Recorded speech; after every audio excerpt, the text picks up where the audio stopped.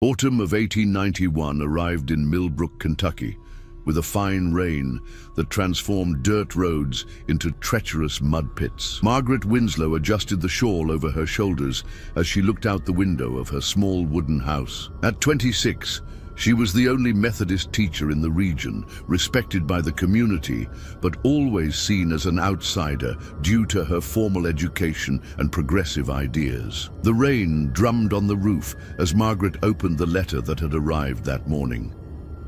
The cheap paper was stained with moisture, the trembling handwriting of someone with little education. Dear Miss Winslow, I write with a heavy heart. My daughter Sarah, only 9 years old, was sent to Reverend Holloway's revival camp last spring. He promised Christian education and food on the table, something we couldn't offer after my husband's death. 6 months have passed and we have received no news. When I went to the camp, they said Sarah was never there. But I saw her get on that wagon, Miss Winslow. I saw my girl leave. Mrs. Tanner from across the river says her niece disappeared the same way. And the Calloways lost little James. Please, you are educated and respected. Could you help us find our children? With gratitude, Elizabeth Pearson. Margaret let the letter fall onto the oak table. It wasn't the first time she'd heard rumors about missing children. In recent years, impoverished families had been sending their children to religious camps, hoping they would receive education and sustenance. Many never saw their children again. The next morning, Margaret visited Elizabeth Pearson in her deteriorating cabin on the outskirts of town. The woman, prematurely aged by hard work and suffering, trembled as she spoke of her daughter. Show me some record of her, Mrs. Pearson. Anything that proves Sarah existed. Elizabeth rummaged through a worn wooden box and pulled out a small embroidered handkerchief. She made it herself before leaving. It's all I have. We don't have photographs or a certificate. The local church pastor recorded births, but the old book was lost in a fire 3 years ago. Margaret held the handkerchief, feeling the weight of the absence of evidence. And Reverend Holloway? What do you know about him? He arrived 2 years ago. Speaks as if he had the fire of the Holy Spirit on his tongue. Says he was called to save the souls of the South after the war. People adore him, especially the wealthy in town. They say he has connections in Washington. As she left the cabin, Margaret found Sheriff Buchanan leaning against her wagon, tall and broad-shouldered, with a thick mustache and eyes that never revealed his thoughts. He had been the law in Millbrook for more than a decade. Miss Winslow, I heard you're asking questions about Reverend Holloway. I'm investigating the disappearance of children, Sheriff. Be careful what you look for, teacher.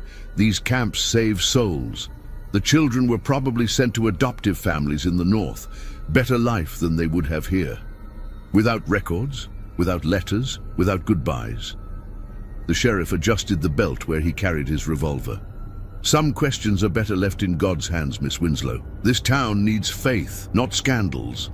That night, Margaret lit the lamp and began writing in her diary. She listed the names she had managed to collect: Sarah Pearson, James Calloway, Emma Tanner.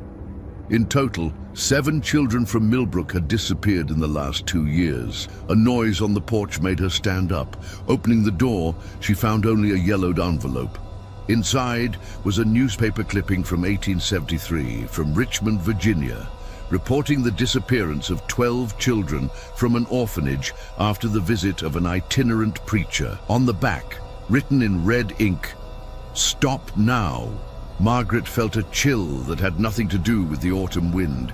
She looked into the darkness beyond her porch, feeling watched. Something told her that those 7 children from Millbrook were just the tip of a much deeper and darker mystery. Fog covered the hills as Margaret drove her cart along the muddy road toward Reverend Holloway's camp. She had chosen a Tuesday, a day when there would be no services, hoping to find the place less busy. The Holloway Revival Camp was 12 miles from Millbrook, near the Cumberland River, in a clearing surrounded by ancient oak trees. From a distance, it looked like a peaceful place. A large, central white tent, several smaller tents around it, and a wooden cabin that served as the Reverend's residence. Margaret tied her horse to a tree and walked around the perimeter. The silence was disturbing, broken only by the occasional bird song. There was no sign of children or educational activities. "May I help you, miss?" The deep voice startled her. A tall, thin man, approximately 50 years old, with graying hair and penetrating eyes, emerged from behind the main tent. He wore an impeccable black suit, despite the heat and humidity. "I'm Margaret Winslow, the teacher from Millbrook. I'm looking for information about children who were sent to this camp." The man smiled, but the smile didn't reach his eyes. "Reverend Elijah Holloway at your service. I'm afraid you're mistaken, Miss Winslow. This is a spiritual revival camp, not an orphanage or school. I have reports from families who sent their children here, Reverend, to receive Christian education. Occasionally, families bring their children to services, of course, and we offer words of wisdom to all, but we don't keep children here." Margaret observed the place more carefully. "Then you wouldn't mind if I took a look at the facilities to reassure the worried families?" The Reverend's smile disappeared. "Unfortunately, that's not possible. We are in spiritual preparation for the great revival this weekend. Besides, without meaning to offend you, what you suggest is quite improper. A single woman visiting a religious camp without a proper escort. What would people say?" "They would say I'm fulfilling my Christian duty to protect the innocent, Reverend." Holloway's eyes hardened. "Miss Winslow, I suggest you return to Millbrook and focus on your own obligations. God does not appreciate those who sow discord and distrust." As they talked, Margaret noticed a young man of about 16 observing them from a distance near the main cabin. When he noticed her gaze, he quickly disappeared inside. "Who is the boy?" "My assistant Ezekiel, an orphan I took in a few years ago. Now, if you'll excuse me, I have duties to attend to." Margaret knew she wouldn't get more information at that moment. As she returned to her cart, she noticed something strange in the soil near the forest, an area where the earth seemed to have been recently disturbed, as if something had been buried and then dug up. On the way back to Millbrook, she stopped at the Tanner property, where Mrs. Tanner confirmed that her niece Emma, 11, had been sent to the camp 8 months earlier. The Reverend said she would be educated to become a ladies' companion for wealthy families in Louisville. He promised she would write, but we never received a word. "Do you have any record of her? A photograph, a document?" Mrs. Tanner shook her head. "My sister died in childbirth. Her husband abandoned her when Emma was 5. We didn't have money for photographs." By nightfall, Margaret returned to her house to find it ransacked. Her books were scattered on the floor, drawers open, and her diary, where she had noted the names of the missing children, was gone. On the wall, written with what appeared to be mud from the river, a message: "Leave the dead in peace." Trembling, Margaret picked up a paper that had fallen under the table. It was a page torn from a record book with a partial list of names and dates. At the top, in elegant calligraphy, "Holloway Camp, Tennessee, 1883. It contained 23 names of children, aged between 7 and 14, and the notation, "Transferred," next to each one. Margaret tucked the paper into her bodice.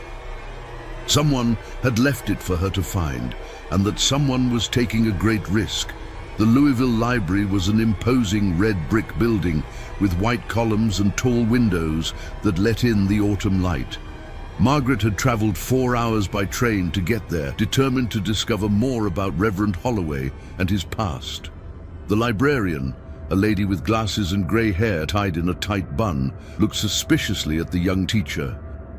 "Newspapers from Tennessee and Virginia from the last 20 years. That's quite an extensive research, Miss Winslow." "I'm writing a book about religious revival movements after the Civil War," Margaret lied, keeping her voice steady. After hours poring over dusty newspapers, Margaret began to find disturbing patterns. In 1873, a reverend named Elias Howard conducted a revival in Bristol, Tennessee. 6 months later, the local newspaper published a small article about the disappearance of 9 children from poor families in the region. In 1877, a Reverend Elijah Harwood appeared in Roanoke, Virginia. Again, after his departure, reports of missing children. In 1883, it was Elias Hollister in Knoxville. In 1887, Elijah Holcomb in Charleston, West Virginia. Different names, same physical description, same pattern. He would arrive in a community shaken by economic difficulties, establish a revival camp, gain the trust of local families, and leave after a few years. In his wake, missing children and no conclusive investigation. Looking for something specific? The male voice startled her. A middle-aged, well-dressed man with a detective badge pinned to his vest was watching her with curiosity. A Detective Samuel Blackwood, Pinkerton Agency, he introduced himself, sitting down across from her. The librarian mentioned that a young woman was researching patterns of disappearances. Coincidentally, it's a subject that interests me as well. Margaret hesitated, but something in the detective's tired eyes made her trust him. She shared her discoveries, showing the patterns she had identified. Impressive work, Miss Winslow. I've been investigating the disappearance of children at religious camps for 3 years, but I've never been able to connect all these cases. Why is the Pinkerton Agency interested? It's not. This is a personal investigation. My niece disappeared from one of these camps in 1888 in Tennessee. The local police didn't care, just another poor child gone missing. Since then, I've been following leads in my spare time.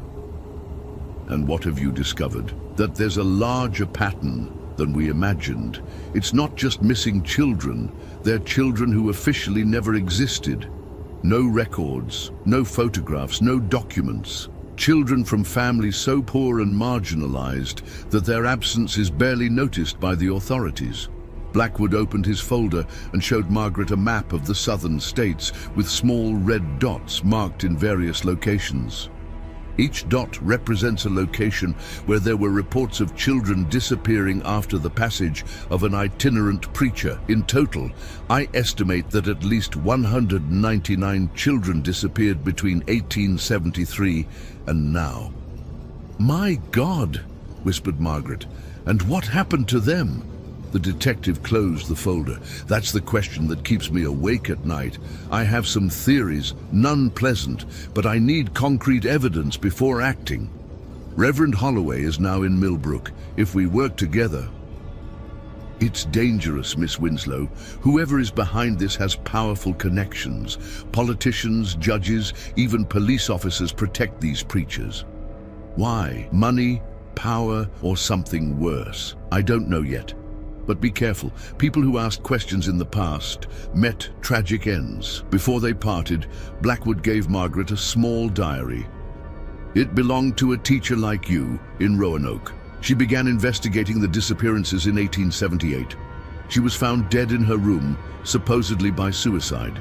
I managed to recover this before it was destroyed. On the train back to Millbrook, Margaret read the diary by the dim light of the lamp. The teacher, Catherine Winters, had documented her suspicions about a local reverend and the connection to missing children. Her last notes were disturbing. I found strange marks on the trees near where the children were last seen, symbols that don't seem Christian, but something older. Doctor. Harrison mentioned that the reverend requested large amounts of laudanum for medicinal purposes. Why would a preacher need so much sedative? Last night I heard chanting coming from the forest. They weren't hymns I recognized, but something in Latin, perhaps older. Tomorrow I intend to visit the abandoned cabin where they say the Reverend conducted special studies with the selected children. This was the last entry. On the next page, only an ink stain, as if the pen had fallen from Catherine's hand. Upon arriving in Millbrook, it was already night. Margaret found her house dark. When she lit the lamp, she realized she wasn't alone. Miss Winslow, said Sheriff Buchanan, sitting in her rocking chair, we need to talk about your recent activities. Sheriff Buchanan slowly twirled his hat between his fingers, observing Margaret with a look she couldn't decipher. I was in Louisville today, he said calmly. Curious to find you there, talking to a Pinkerton detective. Margaret felt her blood freeze. Were you following me, Sheriff? Let's say I have an interest in your recent movements. especially when they involve serious accusations against a respected man like Reverend Holloway. I haven't made public accusations. I'm just investigating the disappearance of children. Buchanan stood up, his imposing figure filling the small room. Miss Winslow, I came to warn you as a friend. This investigation of yours, it's not healthy, for you or for Millbrook. Children have disappeared, Sheriff. Don't you think that deserves an investigation? What I think, he said, approaching, is that a single young woman should worry about her reputation. People are commenting on your eccentric behavior, your visits to families of ill repute, your unaccompanied travels. Are you threatening me? I'm offering you advice. Millbrook needs a respectable teacher. If you continue down this path, the school board may reconsider your position. After the sheriff left, Margaret couldn't sleep. His words were clearly a threat, but they also confirmed her suspicions. Something wrong was happening, and powerful people were involved. The next morning, Margaret received an unexpected visit. Ezekiel, Reverend Holloway's young assistant, was standing on her porch, nervously looking in all directions. I need to speak with you, he said in a low voice, but not here. It's dangerous. They met an hour later in a clearing in the forest halfway between the town and the camp. Ezekiel looked even younger in daylight, with deep circles under his eyes and hands that wouldn't stop trembling. I was the one who left that registry page for you to find, he confessed. I know what the Reverend does with the children. What does he do, Ezekiel? The boy swallowed hard. He selects them carefully. Always children without official records, from families so poor they can barely feed them. He promises education, food, a better future. And then? The first weeks are normal. The children receive food, clean clothes, learn to read passages from the Bible. Then, the Reverend selects some for special studies. He says they were chosen by God for a greater purpose. Ezekiel paused, struggling with the words. He takes them to a cabin at the back of the property. There he teaches them strange chants, makes them memorize texts that aren't in the Bible. He gives them a tea that makes them drowsy and obedient. You saw this happen. I was one of those children 7 years ago, but the Reverend found me useful. Said I had a different purpose. I became his assistant, helping to attract other children. Tears streamed down the boy's face. I didn't know what happened to them afterward. I only knew they disappeared, and the Reverend said they had been sent to families in the north. When did you discover the truth? 3 nights ago. I woke up to strange noises. The Reverend and some men from town were digging something up near the creek. When they left, I went to check. I found remains, small bones, Miss Winslow. Children's bones. Margaret felt nauseous. We need to go to the police. The sheriff is involved. I saw him there that night, helping to move the remains. They're transferring everything because someone is asking questions. You're asking questions. Why are you telling me this, Ezekiel? Why now? Because I'm tired of carrying this sin. And because I heard the Reverend and the sheriff talking about you. They're planning something. We need to find evidence before it's too late. Ezekiel explained that the Reverend kept a special book, bound in black leather, where he recorded all the children who passed through the camp, including their final purposes. He keeps it locked in his cabin in a secret compartment under the floorboards. If we can get that book, we'll have evidence for federal authorities. How can we obtain it? The Reverend will be in town tomorrow night for a dinner at the mayor's house. It will be our only chance. Biddies. When Ezekiel left, Margaret sat down to write a letter to Detective Blackwood, detailing everything she had discovered and her plans for the next night. If something happened to her, at least the truth wouldn't die. That night, she dreamed of 199 nameless children, their silent voices begging to be remembered. Night fell over Millbrook like a heavy cloak. A fine rain began to fall when Margaret met Ezekiel at the edge of the forest that led to the camp. The boy carried a covered lantern and moved like a frightened animal, startling at every noise from the forest. The Reverend left an hour ago, he whispered, but we must be quick. Sometimes he returns earlier than expected. They walked in silence along the muddy trail.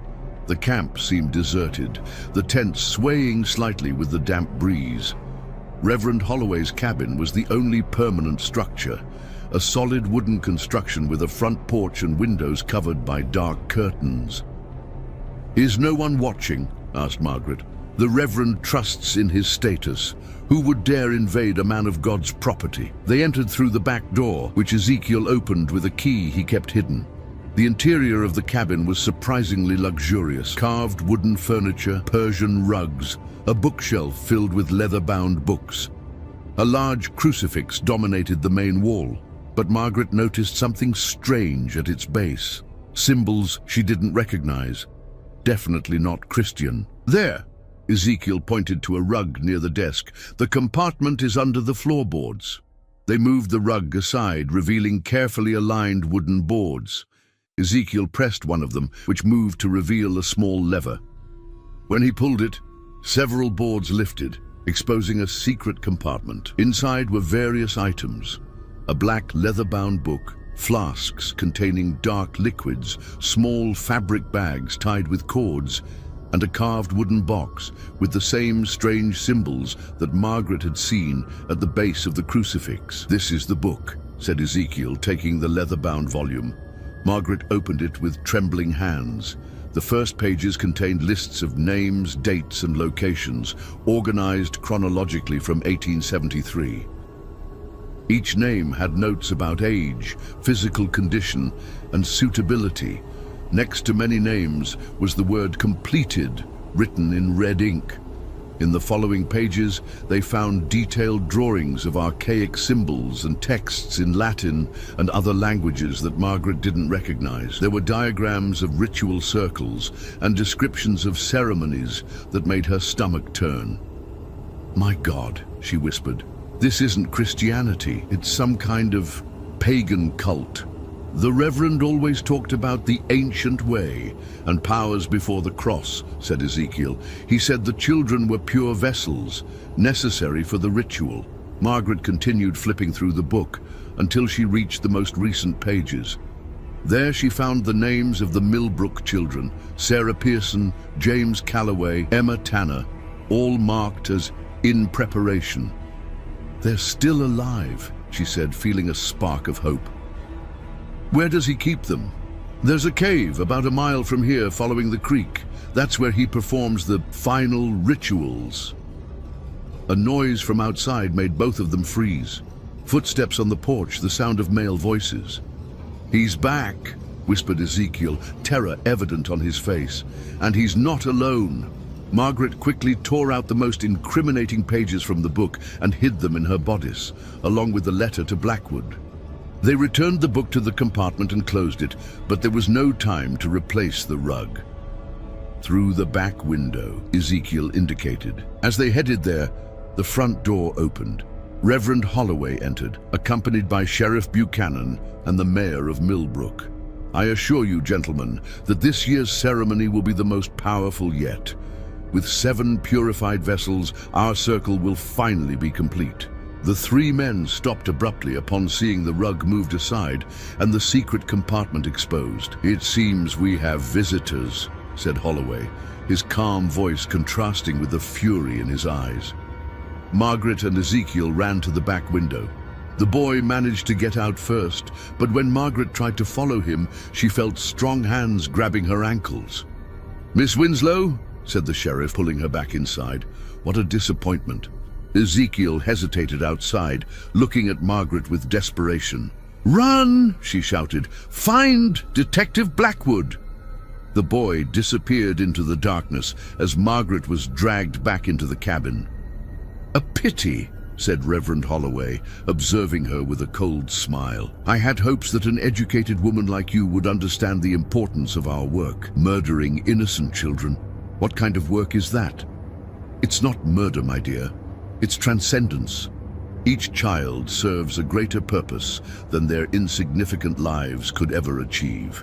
The mayor seemed nervous. "Elijah, we should get rid of her quickly. If what you say about this detective is true..." "Calm yourself, Thomas. Miss Winslow will accompany us tonight. In fact, she arrived at quite an opportune moment. We needed a conscious adult to complete the circle. Margaret felt her blood freeze.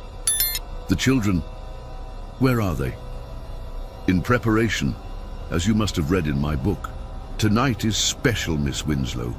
The autumn equinox, when the veil between worlds is thinnest, a perfect night for our ritual. The sheriff tied Margaret's hands while the Reverend prepared a flask with dark liquid. A little laudanum to calm your nerves during the journey, he said, bringing the flask to Margaret's lips.